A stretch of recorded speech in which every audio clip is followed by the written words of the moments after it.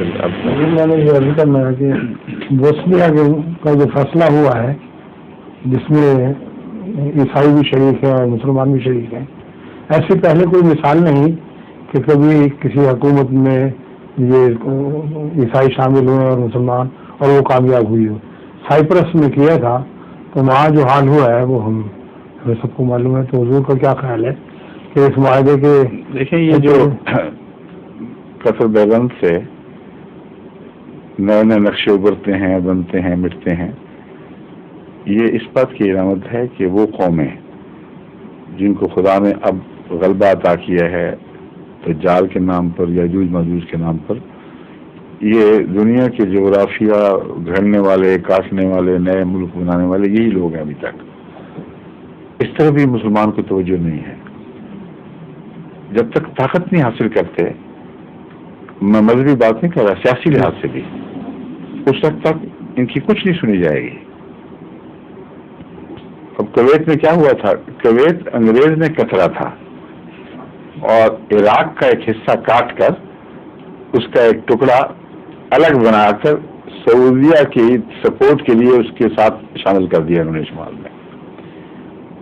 یہ جو واقعہ ہوئے، تاریخی واقعہ، اس کو خود انگریز مصنفین وغیرہ کتابوں میں بھی لکھ چکے ہیں اور ان کے اخبار میں بھی اس دوران جھگڑے میں خود بیان کر چکے ہیں کہ قصور تو صرف اتنا عراق کا کہ اس نے کہا کہ ہمارے ملک کا حصہ جو تم نے زبردستی دے دیا تھا وہ ہم آپ لینا چاہتے ہیں تمہاری اجازت کے بغیر۔ یہ قصور ہے، اس کی سزا مل رہی ہے۔ کیوں اجازت نہیں لی؟ اور اجازت دینی بھی نہیں تھی انہوں نے۔ یہ ساری دنیا کے نقشے اسی طرح بنے ہیں اور اب بے اختیار ہیں۔ افریقہ میں کیا ہوا ہے؟ یہ جو مختلف لڑائیاں ہو رہی ہیں، مثلاً لائبیریا میں اور سیرا لیون کے ساتھ اس کے ملک کا بارڈرز میں، اور بھی بہت سی جگہ ہیں، روانڈا وغیرہ، اس کے متعلق یہ عام لوگوں کو یہ شاید وہم ہے کہ اسی طرح بنے بنائے افریقن ملک تھے جو انہوں نے ورثے میں پائے اور یہاں کالونائزیشن شروع غلط ہے۔ ان افریقی ممالک کے نقشے بالکل مختلف تھے۔ یہ قومی اور قبیلائی طریق پر اکٹھے تھے اور سرحدیں ان کی زبانوں اور قبائل نے بنا رکھی تھیں۔ جب انگریز وہاں گئے ہیں، صرف انگریز نہیں گئے بلکہ بیلجین بھی وہاں گیا ہے، فرینچ بھی گیا ہے اور پورچوگیز بھی وہاں گئے ہیں، جرمن بھی گئے ہیں ایسٹ افریقہ وغیرہ کی طرف۔ ان سب لوگوں نے مل کے ایک کنونشن بلائی جو بیلجیم میں بلائی گئی تھی۔ اس کنونشن میں یہ فیصلہ ہوا کہ افریقہ کے ساتھ کیا کیا جائے، اور بعض لوگ جو آپس میں ہماری یورپین قومیں آپس کی جیلسی، رقابت کی وجہ سے کہیں ایسے قدم نہ اٹھائیں جس سے نقصان پہنچے۔ اس کنونشن میں فیصلے ہوئے۔ ان فیصلوں میں یہ بھی تھا کہ ایسی تقسیم ہونی چاہیے جس کے نتیجے میں قبائل اور قومیں اکٹھی نہ رہیں اور نیا جغرافیہ بنے جس کے نتیجے میں کچھ یہاں ادھر رہ جائیں، کچھ ادھر رہ جائیں، اور اسی پر پھر عمل درآمد ہوا ہے۔ پہلے بھی یہی کر رہے تھے، مگر اس کنونشن میں یہ بات کھل گئی تھی کہ یہ پالیسی معقول ہے، اس پر عمل درآمد ہونا چاہیے اور ہم ایک دوسرے سے نہیں لڑیں گے اس معاملے میں۔ چنانچہ سارے افریقہ کو کاٹ کے جس طرح وہ بناتے ہیں نا ہمارے سندھ میں، کیا کہتے ہیں، وہ ٹاکیاں لگا کے چیز بناتے ہیں، پیچ ورک میں، وہ نہیں، اس کا نام کیا، عام مجھے یاد تھا، ذہن سے سوچ گیا، خیر وہ رلی بناتے ہیں، مروار لوگوں کی چیزیں، تو یہ انہوں نے رلیاں بنائی ہیں بعد میں، ابھی بھی رلیاں بنا رہے ہیں۔ پاکستان جب ہوا تو کس نے کاٹا تھا؟ بھول گئے ہیں آپ؟ انہوں نے کاٹا ہے، انہوں نے نقشہ کیوں تلاش کر دیا کہ کشمیر اس طرح ہندوستان کے پاس چلا جائے، آپس میں اختلاف شروع رہیں، جھگڑے چلتے رہیں، دونوں حکومتیں مغربی طاقتوں سے ہتھیار لیں، پیسے دیں ان کو، اپنی فوجی طاقتیں بنائیں، جس کا تمام تر انحصار مغربی طاقتوں سے مال خریدنے پر ہو، اور ان کی اقتصادیات تباہ ہو جائیں، سارا جو بھی روپیہ ہے وہ ایک دوسرے کی دشمنی کے نتیجے میں ایک دوسرے سے بچنے کی خاطر احتیاطاً خرچ ہو رہا ہو، اور جب لڑیں ہم ان کو زبردستی الگ بھی کر دیں کہ تمہیں لڑنے کے لیے نہیں کہا تھا، صرف لڑنے کے لیے دانت دکھانے کے لیے کہا تھا، اور دانت بھی ایسے تمہارے مضبوط کیے ہیں ہم نے خود کہ اگر لڑو تو نقصان بھی پہنچا سکتے ہو، لیکن خبردار جو یہ دانت استعمال کیے تھوڑا سا کاٹو پھر الگ ہو جاؤ۔ اور ساری جسم کی طاقت، ساری اقتصادی حالت جسم کی اندرونی دانتوں کو پالنے میں لگ گئی ہے یا پنجوں کو پالنے میں لگی ہے۔ پیچھے رہا کیا؟ پیچھے کراچی کے غریب گلیوں میں رلتے پھرتے عوام ہی ہے نا، سندھ کے بھوکے، پنجاب کے بھوکے، صوبہ سرحد میں نسبتاً کم بھوکے مگر وہاں بھی بھوکے ہیں بیچارے۔ تو یہ بھوکے رہ گئے ہیں اس کانٹ چھانٹ کے نتیجے میں، اور باوجود اس کے کہ کئی دفعہ ان کی لیڈرشپ کو میں نے علیحدہ علیحدہ ملتے میں سمجھانے کی کوشش کی ہے کہ تم نے خام خواہ نعرہ بازی کر کے اس چیز کو ایسی اہمیت دے دی ہے ایک دوسرے کی دشمنی کو کہ تم سوچتے ہی نہیں ہو کہ تم عوام کا خون پی رہے ہو اور اسی پر تمہاری لیڈریاں چل رہی ہیں۔ عوام کو جب مشتعل کرتے ہیں ایسی باتوں پر تو ان کو کوئی پرواہ نہیں رہتی بھوکے ہیں یا کچھ ہیں۔ دشمنی جب غلبہ پا رہے کسی انسان پر تو اپنی آخرت کو بھول جاتا ہے، اپنے قریبی مفادات کو بھول جاتا ہے۔ وہ کہتا ہے جو بھی بس ہو، جس طرح بھی چلے، ہم نے اپنی قومی غیرت کا ثبوت دینا ہے۔ عوام بیچارے قربانی کے بکرے بنے ہوئے، یہاں بھی وہاں بھی، ہندوستان میں بھی یہی حال ہے۔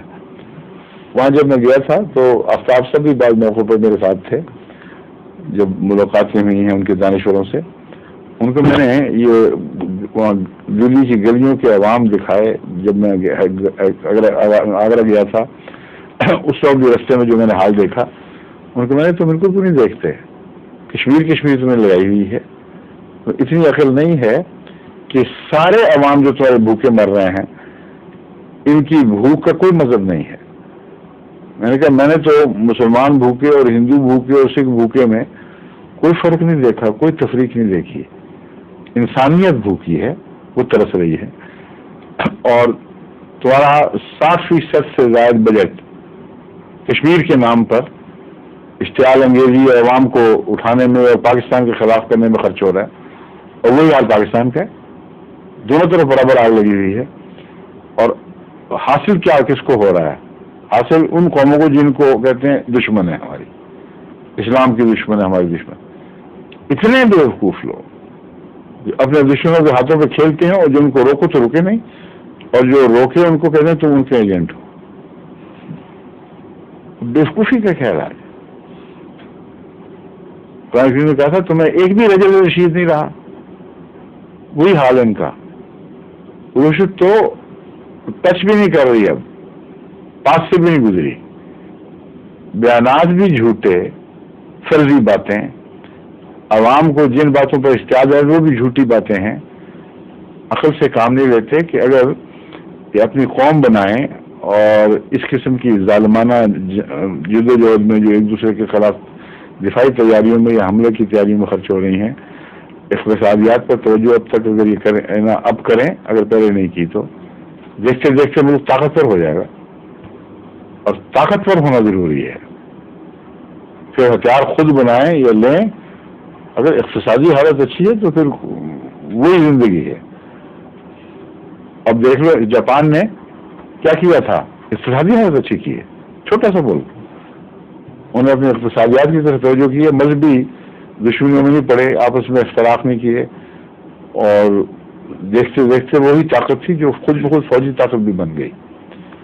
اگر اقتصادی طاقت ترقی کرے اس دور میں تو سائنس کے سہارے کے بغیر ممکن نہیں، اور اقتصادی حالت اچھی ہو تو سائنس ضرور ترقی کرتی ہے۔ یہ لازم ملزوم ہے، ایک دوسرے کا سہارا دیتے ہیں۔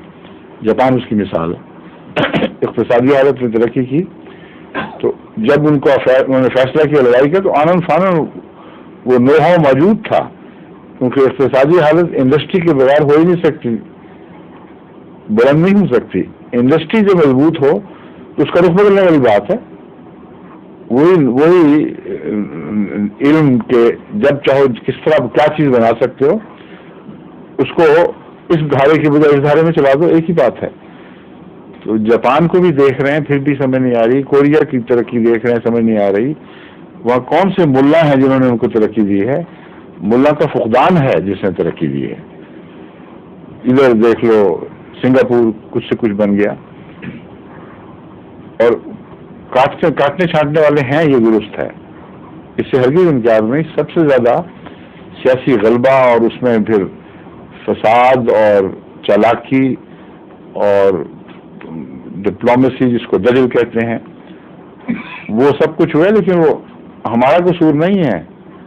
قرآن کریم نے لکھا ہوا تھا کہ ہوگا، رسول اللہ صلی اللہ علیہ وسلم نے خبر دی تھی کہ ایسا ہوگا، اس کی نشاندہی کی تھی اور کہا تھا ان سے بچنا، ان باتوں سے بچنا تو پھر تم بچ سکو گے. سورہ کاف کی پہلی 10 آیتیں پڑھنا، آخری 10 آیتیں پڑھنا. جب ہم یہ کہتے ہیں کہ یہ دیکھو یہ ہے کہ نہیں تم دجال ہو، تم ہی دجال ہو، تم ہی کانے، تم ہی ظالم. اور انگریز کہاں سے دجال ہو گیا؟ انگریز کا مذہب اور پادری تو دجال بجال بالکل نہیں، وہ گدھا ہی نہیں ابھی آیا، وہ گدھا پیدا نہیں ہوا. میں نے تجویز کی تھی پیچھے جرمنی میں شاید یا کسی جگہ، ہاں جرمنی میں یا ہالینڈ میں نے کہا تھا کہ جس طرح آبزرویٹریز بن گئی ہیں تمام دنیا کی چھان بین کرنے کے لیے، کائنات کے کناروں پر نظر ہے ان کو مسلمان مولویوں کو اب دجال کے گدھے کی آبزرویٹری بنانی چاہیے کہ وہ کہاں وہ گدھی ہے جو اتنی موٹی ہو رہی ہے کہ اس سے امکان ہے کہ وہ گدھا پیدا ہوگا. دجال کی تو بعد میں باری آنی ہے، پہلے گدھے کو نشاندہی کر لو، گدھا مار دو تو دجال بھی کیا کرے گا بیچارہ. میں دجال کے قتل کا تو بات کا قصہ میں کہتا ہوں وہ گدھا تو پہلے پتہ کرو کہاں ہے. جن ظالموں نے قوم کو ان بیوقوفیوں میں مبتلا کر دیا ہو انہوں نے کیا کرنا ہے مقابلہ؟ آپ جو کہہ رہے ہیں کاٹ چھانٹ تو ٹھیک ہے، لیکن طاقت کی نشانی ہے، طاقت کا جواب طاقت ہے.